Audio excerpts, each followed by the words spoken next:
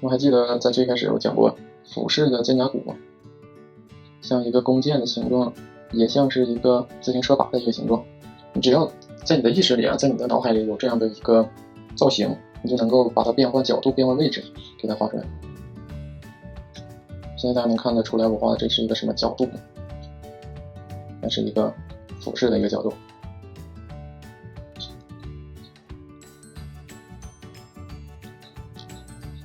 尖三角肌的一个朝向，它在这个位置是鼓出来的，鼓着的朝向是肩头的朝向，并不在侧面。